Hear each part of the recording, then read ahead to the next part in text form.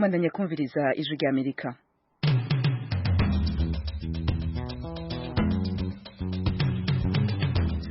Miriwe nshuti bakunze muteze amatwi ibiganiro vy'iradiyo ijwi rya Amerika risamira na Washington DC mu Kirundi no mu Kinyarwanda. Hano muri studio ya 5 muri kumwe na Joe Diane Nahazwe ngiye kubashikiriza amakuru tubafitiye muri kano kanya. Abantu babiri baraye bakomerekeje n'amasasu y'abitwaje ibirwanisho mu ikambi ya Nduta muri Tanzania. Fero umubanyi bivuga ko ari umunyeshuri yumvise hariko abuntu ibintu by'uruyogoyogo amenya nk'usohoka acanye itoshi yumvise ivyo arivyo acabura nabo basohotse bagiye bavuye kumwiba cyamaso amasasu mu maguru. Uyu ni umwe mu mpunzi z'abarundi bahungiye muri Tanzania agaruka ku vyico gitero idoni ahandi hato mube hafi y'amaradiyo yanyu tubafitiye n'amakuru agezweho irya nino kw'isi. Agezo hirya nino kw'isi ndabona mugenzi wanje Ejo Mukankusi ashikiriye muri studio. Ejo urakoze Diane. Duhere muri Libya aho igitero cy'indege cyahitanye abantu 7 kigakomeretsa abandi abenshi muri abo 7 bishwe n'abakozi b'abanyamahanga, abandi bantu 30 bakomerekeye muri uwo mukwabu w'indege kuri uyu wa mbere aho uruganda rw'ibisuguti mu majyepfo ya Tripoli rwarashweho nk'uko bivugwa na Minisitiri w'ubuzima muri Libya. Umuvugizi wa Minisitiri Amin al-Masheni yabwiye ibiro ntaramakuru bya Faransa ko abanyalibiya 2 hamwe n'abakozi baturuka muri Bangladesh, mu Misiri no mu gihugu cya Niger bitavye Imana ubwo urwo ruganda rw'ibisuguti Wad Rabi rwakubitwaga n'igisasu mu bushyamirane bwo kwigarurira umurwa mukuru. Ahandi havugwa abantu bitavye Imana ni mu Bufaransa aho rutindo rwaguye rwahitanye umwana w'umukobwa, abandi benshi bakaba batazi irengero ryabo. Uwo mwana w'umukobwa yarafite imyaka 15 yitavye Imana hazize urutindo rwo hejuru y'uruzi rwahanutse mu majyepfo ashyira uburengerazuba bw'Ubufaransa uyu munsi kuwa mbere. Byatumye imodoka zigera kuri 3 zirimo n'ikamyo zigwa mu mazi nk'uko bivugwa n'abayobozi bo mu karere. Igice cy'urwo rutindo cyaguye giherereye mu birometero 30 majyaruguru ya Toulouse. Abantu 4 batabawe ariko abandi benshi ntawuramenya irengero ryabo. Abagize service z'ubutabazi barenga 60 bari mu bikorwa by'ubutabazi. Uwo mwana w'umukobwa witavye Imana yari mu modoka hamwe na mama we bambuka urutindo higirwa Chicago. Umurambo we wakuwe mu ruzi rufite ubugari bwa metero 100 n'ubujyakuzimu bwa metero 20 aho urutindo ruri. Umubyeyi we yakuwemo ari muzima, n'abigenderaga barimo benshi bakomeretse cyane bagerageza kumutabara. Abatabazi 2 nabo bakomeretse cyane. Iperereza ryatangiye ku cyateje iyo mpanuka. N'urutindo rwubatswe mu mwaka 1931 runyurwaho n'imodoka zitarengeje toni 19. Ababonye ibyabaye bavuze ko bahahamutse. Urakoze Ejo Mukankusi. Muri Leta Zunze Ubumwe za Amerika naho ubuhamya ku iperereza kuri Perezida Donald Trump bwinjiye mu ndwi ya kabiri. Frederic Nkundikije. Muri Leta Zunze Ubumwe za Amerika abashinga amateka bariko baratohoza ivyaha vyagizwe Perezida Donald Trump batanguye indwi ya kabiri yo kumviriza abategetsi bafise ico bazi kuri ivyo vyaha. Trump yagizwa ko yahimirije igihugu ca Ukraine ngo gitangure gutohoza ivyaha vyikekwa ku mu Democrate bashobora guhiganwa mu matora ategekanijwe mu mwaka wa 2020. Joe Biden yahoze ari vice president wa Amerika. Ivyo birego bivuga kandi ko imfashanyo ya gisirikare ari guhabwa igihugu ca Ukraine yaciba irahagaritswe mu kurindira ko ico gihugu gitangura iryo tohoza. Abatetsi 8 bakorera Leta ya Amerika hamwe n'abandi bahoze bayikorera muri indwi bazorenguka imbere y'umurwi w'abashinga amateka bujejwe iperereza babazwe ibibazo ku mugaragaro na televiziyo ziriko zirabitangaza. Bitekanijwe kumwe mu batetsi bakomeye Gordon Sondland, ambasaderi aserukira Leta Zunze Ubumwe za Amerika mu bihugu bigize ishirahamwe rya Buraya, arenguka imbere y'umurwi ku munsi wa gatatu. Mu rwandiko yahinduye gatoyi ivyo yari yarashikirije igihe yumvirizwa n'abashinga amateka amenyesha makuru bakomiwe. Sondland yigeze guterera Trump miliyoni y'amadolari imbere yuko mugena kuba ambasaderi aserukira Leta Zunze Ubumwe za Amerika mu ishirahamwe rya Buraya. Yavuze ko yari yagabishije umwe wafasha ba perezida wa Ukraine Volodymyr Zelensky mu ntango zo kwezi kw'icenda kw'igihugu ciwe kitazoronswa imfashanyo cifuza leta ya Ukraine itabanje gutangaza ku mugaragaro kwitanguje itohoza kuri Joe Biden. Iyo yabaye yanyifato yampa ikindi guhe ikindi Perezida Trump yagumye ahakana. Yamara iyo nyifato niyo abashinga amateka ba Demokrate bashingira ko intahe mu kumwagiriza ivyaha. Mugenzi wacu Frederic Nkundikije nawe nyene arakenuye mu kanya duca twerekeza mu karere k'ibiyaga bigari.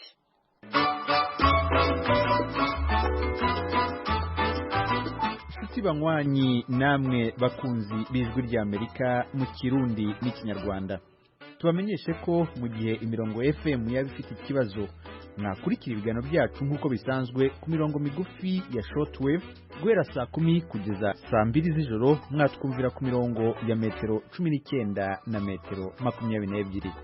Radio Ijwi rya Amerika, radio yanyu.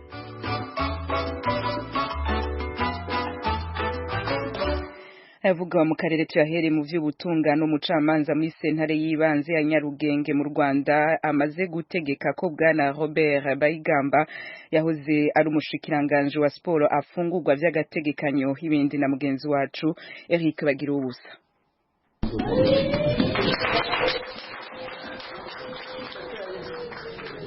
Byari ibyishimo ku nshuti n'abavandimwe nyuma yo kumva ijambo rya nyuma ku cyemezo gitera utwatsi ubusabe bw'umushinjacyaha kikarekura by'agateganyo bwana Robert Bayigamba akaburana ari hanze. Ubutabera bumukurikiranyeho ibyaha bibiri, icyo kwihesha ikintu cy'undi hakoreshejwe uburiganya no kugurisha cyangwa gutanga ingwate ku kintu cy'undi. Byose bishingira ku bibanza biherereye Nyarugenge hazwi nko mu Kiyovu cy'abakire. Umushinjacyaha avuga ko bwana Bayigamba yagiye abigurisha ku bantu batandukanye agamije uburiganya. Buvuga ko ku isonga yagurishije ibibanza n'itorero ry'abapenekoti mu Rwanda ADPR baba bamwishyuye miliyoni 380 z'amafaranga. Ubushinjacyaha buvuga ko Bayigamba yagurishije ubwo butaka n'uwitwa Jean Claude Hagenimana nawe bamwishyuye miliyoni 220 z'amafaranga, bemeranya ko izindi 630 azazishyura mu gihe kitarenze ukwezi. Buvuga ko ubwo butaka ikigo cy'imisoro n'amahoro Rwanda Revenue Authority cyari cyarabufatiriye kubera ikigo Manumetari kirimo umwenda w'imisoro. Buramurega kandi ko nyuma y'ibyo yarenze hakagurisha ubwo butaka na kompanyi Telemaf, kandi ko Hagenimana yasabaga Bayigamba guhura nawe akabyanga, ubundi ntiyitabe telefone, avuga ko FPR yamubujije kugurisha ubwo butaka. Ibyo nibindi bukabishingiraho umusabira gufungwa by'agateganyo kuko ngo ashobora gutoroka ubutabera cyangwa atsibanganya ibimenyetso. Bayigamba n'umwunganira Maître Christophe niyo mugabo baburana bavuga ko nta mpamvu basanga zatuma afungwa mbere y'urubanza. Ibyo byose ku miburanire y'impande zombi umucamanza yarazisesenguye maze yanzura ko nta mpamvu zikomeye zatuma bwana Bayigamba afungwa mbere y'urubanza. Avuga ko ntaho bigaragara ko ibibanza yagurishaga byari byaratanzwe nk'ingwate ku itorero rya ADPR kuko mu mategeko ubugwate bugira agaciro iyo bwanditse mu gitabo cy'umwanditsi mukuru. Umucamanza mu rukiko rw'ibanze rwa Nyarugenge kandi yavuze ko mu masezerano uregwa yagiranye na Hagenimana ntaho ubushinjacyaha bugaragaza ko bari baremeranije kuzahabwa icyangombwa kigaragaza ko atarimo imisoro ya Rwanda Revenue Authority. Umucamanza yavuze ko n'umutangabuhamya bushingiraho imvugo ze zivuguruzanya. Naho ku cyaha cyo kugurisha icyundi cyangwa kugitangaho ingwate, urukiko rwavuze ko umutungo wa Manumetari nta wundi muntu cyangwa sosiyete weguriwe, bityo kutigeze kugurishwa inshuro ebyiri. Urukiko rurasanga amafaranga mu murega atatuma atoroka igihugu. Ruvuga ko yatanze n'umwishingizi bwana Richard Murefu kandi ko ari inyangamugayo. Umucamanza akavuga ko ntaho yahera afunga by'agateganyo Bayigamba mbere y'urubanza. Ataratangaza ijambo rya nyuma hatangiye kumvikana amagambo yuje amarangamutima mu rukiko, bamwe bakiruhutsa abandi bati Imana ishimwe. Umucamanza yategetse ko Bayigamba ahita arekurwa urubanza rukimara gusomwa, maze mu cyumba cy'urukiko bahita bakomera amashyi icyarimwe, abandi bavuza impundu.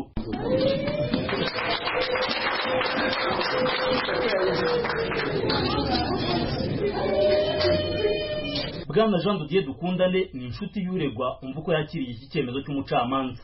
Twariganye no mu buzima busanzwe turabana, naje ahangaha nk'inshuti. Icyemezo cy'umucamanza ni ikintu kigaragaza ko mu Rwanda hari ubutabera butabogamye, tutitwaza mu kanaka ni kanaka. Icyo mbona nuko bakurikije ingingo nyazo, kandi kigaragara nuko muri rusange Bayigamba urabona ko yarenganaga, kuko uburyo bavuga yafunzwe n'ibyo bamushinjaga ntaho ruhuriye no kuruko guhagaze. Icyo nashimira rero nuko igihugu cyacu gifite ubutabera navuga bushikamye, butabogamye, bufite n'umwanya wo kubanza kujya gusesengura no kujya gushakisha amakuru nyayo kugira ngo hatagira ubirenganiramo. Bayigamba uhagarariye ikigo Manumetari afite imyaka 57 y'amavuko, yigeze kubaho minisitiri w'urubyiruko, umuco na siporo mu Rwanda. Ikigo Manumetari ahagarariye bivuga ko umuherwe udacana uwaka n'ubutegetsi bw'u Rwanda Bwana Ayabatwa Tribert Rujugiro yigeze kuba afitemo imigabane myinshi. Mu yindi mirimo Bwana Bayigamba ashyirwa mu b'imbere bakomeye mu rwego rw'abikorera, yigeze kuyobora ishyirahamwe ry'abafite inganda, anaba umuyobozi mu rwego rw'abikorera. Yabaye kandi umuyoboke w'imena mu ishyaka FPR Inkotanyi riri ku butegetsi, anaba mu buyobozi bukuru bw'ibigo bikomeye birimo kompanyi y'indege Rwandair n'ibindi. Yatawe muri yombi mu mpera z'ukwezi kwa 10 mu mwaka wa 2019. Bagira ubusa ijwi ry'Amerika i Kigali.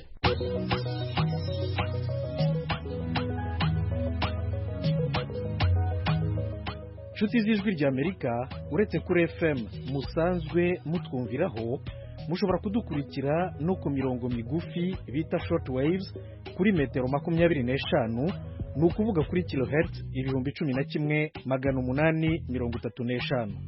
Buri munsi ni kuva ku wa mbere kugera ku wa gatanu, kuva saa 2:30 kugera saa 3 no kuva saa 3:30 kugera saa 4 ku mugoroba.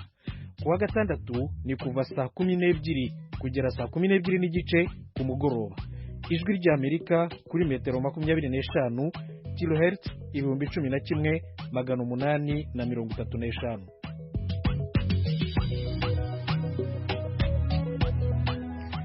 Nari bicaye ku masonga nkitangura, abantu babiri baraye bakomerekejwe n'amasasu y'abitwaje ibirwanisho mu ikambi ya Nduta iri mu gihugu ca Tanzania. Abateye baje bagana umuhana w'umudandaza aba muri iyo kambi. Inkuru ya mugenzi wacu James Jovin. Ico gitero cyabaye ku mugoroba wo kuri uyu wa Mungu itariki 17 z'ukwezi kwa 11 mwaka wa 2019, aho abagizi ba nabi bataramenyekana bateye mu izoni y'icenda mu nkambi ya Nyarugusu. Bamwe mu babanyi b'uwo muntu yatewe bavuga yuko ico gitero cyabaye mu masaha 3 yo mwijoro. Bamwe mu bakomerekeje n'amasasu n'uwo mudandaza mu ntumbero yo kumutinyisha kugira atanga amafaranga, hamwe n'umunyeshure yari isotse kuraba biriko biraba. Muri make hari hakiri kare, bamwe no gufungura twafungure, hari nko masaha 3 n'iminota mikeyi. Bimaze kumenga gusohora, abantu bamaze kumva menga hari gihaye kiba ku mubanyi kuko imvura yari kwiragwa. Hari umubanyi wo hafi, hari umunyeshuri wewe yasohotse ngo aze kuraba ivyo ari byo, baga baciye murasa, ubu baramurashe mu maguru. Ayo masaha bapfuye kugenda, haciye umwanya muto igipolisi cyaraje, umuhungu baramutwara ku bitaro. Hamuvugiye uwo bivye nyene ashe nta byemeza neza ngo abo bantu bari bande, ariko bamusanze mu nzu abari bamufashe bari benshi, mugabo babiri niyo batari bafite inkoho, 5 bari indani kandi bari bafite inkoho. Rero muri make hari abari mu nzu n'abari hanze bari benshi. Bivugwa yuko igipolisi cyasice haciye amasaha make abo bakozi ba nabi bamaze kuhava. Umudandaza hamwe n'uwo munyeshure yarashwe, baciye batwarwa mu bitaro. Umunyeshure biravugwa yuko ariyo yababaye cyane kugeza aho bamungururiza mu bitaro bikuru muri komine Gasuru. Mwene kwibwa ntamu baje gose keza kwa mukomereke cyane kujya kuntu usanga uri ko yagaragaza kugira mu babaze amutera ubwoba kugira azara amahera. Yego ntihabaye cyane ko gusa wabaye cyane. Hari umusore w'umubanyi bivuga ko ari umunyeshuri, yumvise hari ko abuntu ibintu z'uruyogoyogo, amenya nk'uso akacanye itoshi, yumvise ivyo ari byo, acabura nabo basohotse bagiye bavuye kumwiba. Cyamasa amasasu mu maguru, bamutagura mu maguru, kugeza naho ku makuru dufise mu bitarabwo ko bamutwaye hanze y'ikambi kumuvuza. Umurongozi mukuru w'igipolisi mu gihugu cha Tanzania Simon Siro mu ntango z'ukwezi kwa 10 yarakoze inama muri iyo nkambi nyene ya Nyarugusu, aho yariko atanga ubutumwa ku mpunzi ziharurwa mu majana zitabiriye iyo nama kubijanye n'ibitero by'abagizi ba nabi by'amavyabaye mu nkambi za Nduta, Nyarugusu na Mutenderi no mu baturanyi bazo. Yongera amenyesha ko hazokorwa isakwa rinini y'abagizi ba nabi, ariko iyo ngingo ntiyarashigwa mu ngiro. Watu wanalalamika sana kuhusu ujambazi, watu wanaporwa barabarani ya moto. Abantu baravuga cyane ku bijyanye n'ubusuma, abantu baramburirwa mu ibarabara, umuntu araka mugenzi we ikinga akoresheje inkoho, bagaca bavuga yuko ari impunzi. Reka ndabasabe inshuti zanjye impunzi, mudashaka ubugizi bwa nabi, turasabye muduhe inkuru abo bantu tubakorereko. Nimba hari impunzi itunze inkoho kibure ikigwanisho cyose, inava ngaha acagenda agite mu ibarabara, kuko ndimwe ndasubira Dar es Salaam, ariko mu ndwiza nzozana abapolisi bahagije bazogira isakwa rikaze rwose uzofyinatira kuri iryo sakwa azoshobora no kubura ubuzima.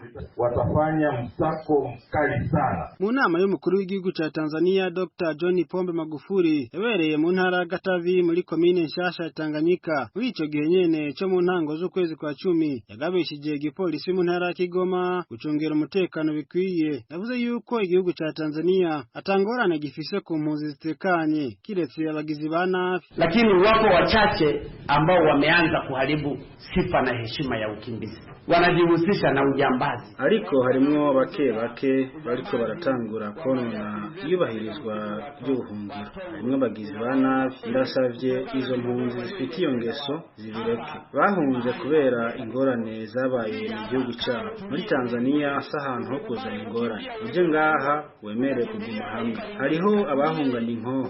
Ndabasabe abarongozi b'intara, amakomine hamwe n'abacungera umutekano iyo ngingo muyikorere ko bikwiye. Hakuna matatizo na wakimbizi ambao ni watulivu. Leta y'igihugu cha Tanzania yarugiye amasoko makuru n'ayandi yose mato mato n'abadandaza bose bakorera mu nkambi z'abarundi alizondutanya Rugusu na Mutenderi ku mpamvu z'umutekano muke w'amabibonekeje. Naho biruko harimwo bake babandanya n'urudandazwa mu mpisho. Benshi muri bo bakorera mu mazu yabo mu bijiji biri mu mazone batuyemwo. Kuva mu nkambi ya Nyarugusu iri mu ntara ya Kigoma mu burengerazuba bw'igihugu ca Tanzania, James Jovini ku bw'ijwi rya Amerika.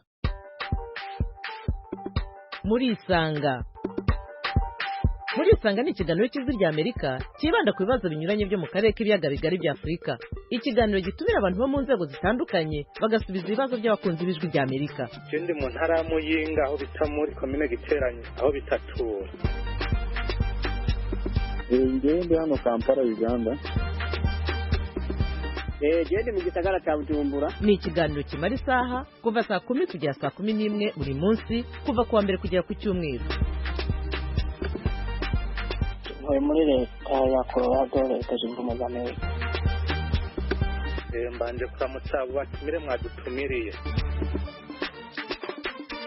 Nawe turagutumiye. Kurikira ijwi rya Amerika aho uri hose, haba kuri radio, kuri telefone no kuri mudasobwa. Nawe turagutumiye. Tuziheze urararitswe buri munsi saa 10. Mu kiringo kitarenze amezi 6 Burundi burinjira mu matora. Imwe mu migambwe irimo nka Frodebu n'abigenga baza baramaze gushira habona abakandida bazoraserukira muri ayo matora. Mu bigenga bamaze kuvuga ko bazokwitoreza ikibanza c'umukuru w'igihugu harimo Francis Rohero. Mu kiganiro amaze guha mugenzi wacu Fidel Niyongabo yagarutse kuri kahise kiwe mu vya politike. Mu myaka ya 2006 jewe narindi mu mugambwe hanyuma nkakurikiranira hafi za politike. Kuva rero menyeshije yuko ntagishobora gukurikirana ibikorwa biri mu migambwe, nashoboye kuza ndaganira nshikiriza ivyiyumviro ngerageza no kunagura ivyo nganira n'abandi buke buke. Ivyo rero vyatumye bakumva ico nogerageza guterera muri iki gihugu nk'umuntu na cane mu bucuti n'abafitaniye n'abarundi iyo bava bakagera. Ico gikorwa rero nagenda gikora buke buke na cane nugurura amaso n'amatwi n'umutima ngerageza kwiyumvira ico abantu bipfuza, abantu bose abarundi mu mice yose n'aba nabariya mu myaka itandukanye, hamansa n'utumva kumwe n'abanyapolitiki batandukanye ingene iki gihugu vyogenda. Naragerageje rero kugenda biganira buke buke mugabo nkumva nti uno munsi nanjye ndafite ico noterera. Yego cyane n'ivyo rero vyatumye mfata ingingo ngira nti aho bigeze umurima nariko ndarima narashoboye kubagara buke buke, ubu harageze aho ushobora kugira icumarira abawipfuza kuwusoroma.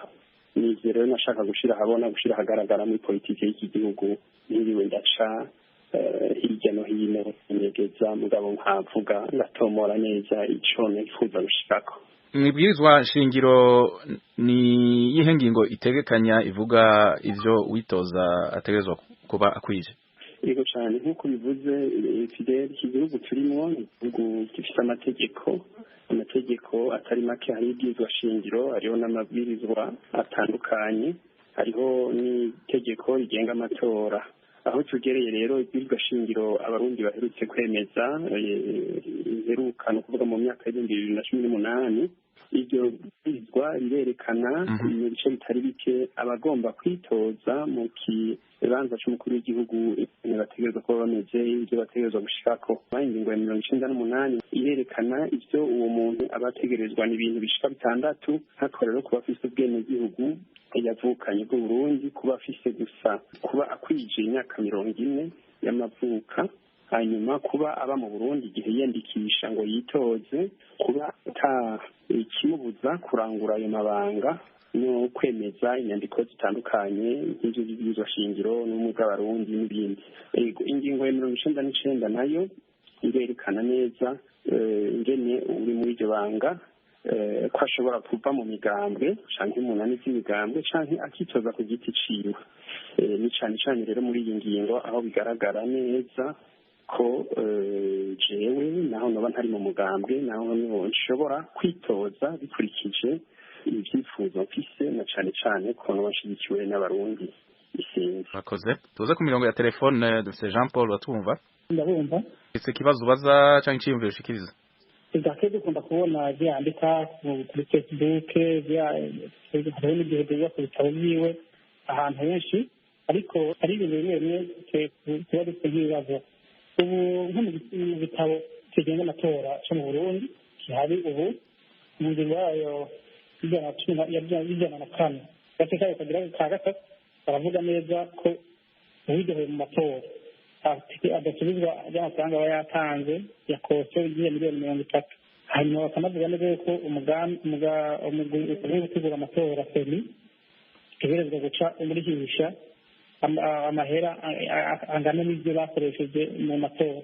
Nagomba kumubaza rero none Francis wewe ko uba uje by'amatora uriteguye kubona ko aya mahera miliyoni 30 zo gutanga, hanyuma ukongera kwemeza yuko utazidohora kugira ngo ntuzohombe miliyoni 30 wongere ko nayo mahera y'indishi muri seni bongera ko mu gihe umuntu yidoheye mu matora azorangura neza iyo migambi.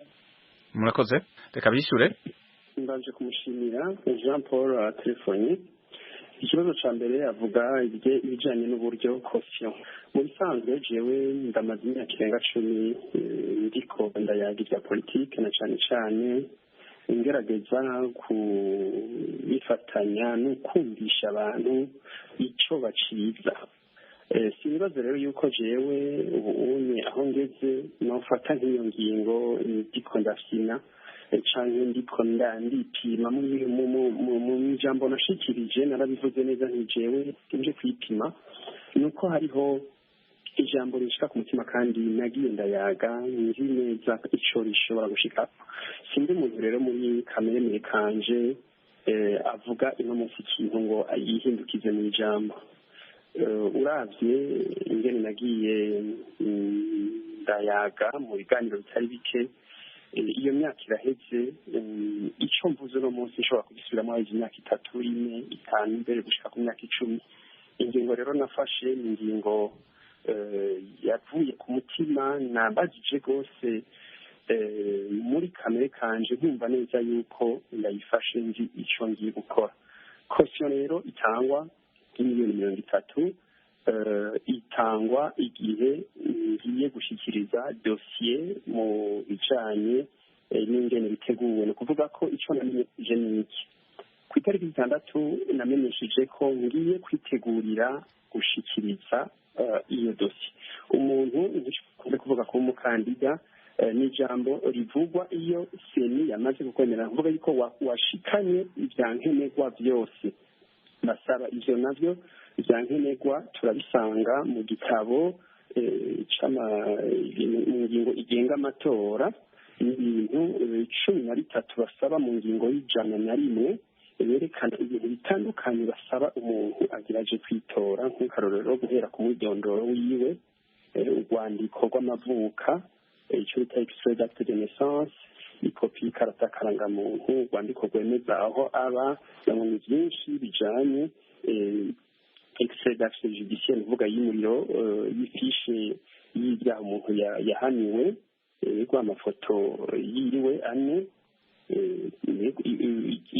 urwandiko rw'abaganga rwemeza ko afite amagara meza, urwandiko rwemeza ko yatanze amafaranga y'ingwate n'ibindi bikurikirana ibintu 13.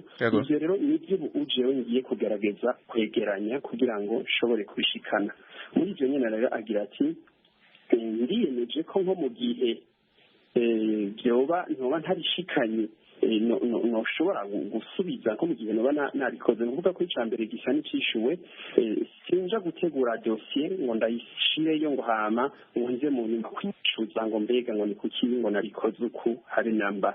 Ni ukuvuga yuko narabajije umutima iyo dosiye ndiko ndayitegura mfise amezi ashika 3 kugira ngo ndayiheraheze neza. Ni ukuvuga yuko hagati y'itariki 20 z'ukwezi kwa kabiri n'itariki 5 z'ukwezi kwa ntwarante ariho ayo madosiye azotanga. Ico gihe iyo dosiye nayiteguye neza igashikaho itunganye, urumva ko ataco tuma nza kuyikuta vuga ati iki cyo tuma abantu bizera ko ivyo mvuga ari ukuri ntashobora kubidohokako. Ni kimwe nari navuze bwa mbere, umuntu kugira uje kumutora ntiwaduka, ntuvyuka mu gitondo ngo je ngo ngira mpe nakijwi, na cane cane nturaba ngo inkofero yambaye canke umupira wambaye canke ngo asa neza.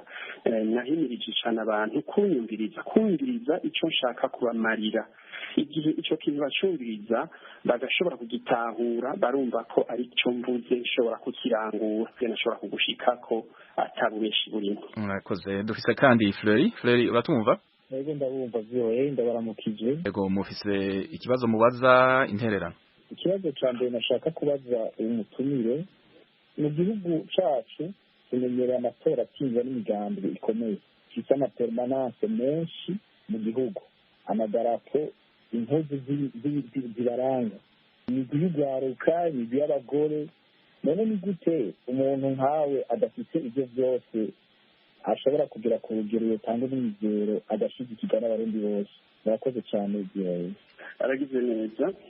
Yori ndamushimiye gati tumenyereye imigambi kukaba nkako naje umugambwe narawubayemwo kandi ndazi ingene ikora. Washaka ni nayo nzira jewe natoye nibaza nti burya abantu uwo baha iyindi nzira siho botahura gusumba, kuko cane cane haca hakora uruntu abantu bagira bati turaza amadarapo, turaza amapermanence, ibyivugo, hanyuma imigwi ibaye myinshi hakaja guhangana kw'imigwi. Nanje nagira nti uke ubu abarundi aho twari tugeze twoshobora kuduga intambwe tukava mu njyane z'imigwi, tukava aho umuntu ashigikira umuntu kubera inkofero gusa yambara, ahubwo hakaba kuduza agaciro k'ikiyago. Umuntu akagira ati jewe nakayavuze ivyerekeye uburaro bwanje, ndumva ko amfitiye akamaro. Nico niyemeje, ngomba kumenya umutima w'umuntu ngira ntora uwo ari we, yomarira iki, nobikora gute. Ico niyemeje kubahuka kugishitsa. Singomba rero kujana n'akaguma ngo mpereze abantu amajambo yo mu kirere bagenda bararirimba, ahubwo ngomba gufata ico no kwita iyo defi kana ko Murundi na mutoyi ashoboka yumvira ikintu kimuraba mu buzima bwiwe. Arakoze mugenzi wacu Fidèle Niyongabo ku kiganiro yagiranye na Francis Rohero. Mumvise yuko azokwitoza mu matora mu kwa gatanu mu Burundi nk'umukandida azokwitoza ku gatwe kiwe, babita abakandida bigenga. Mukanya turabibutsa agezweho hirya nino kwisi imbere ko dutandukana.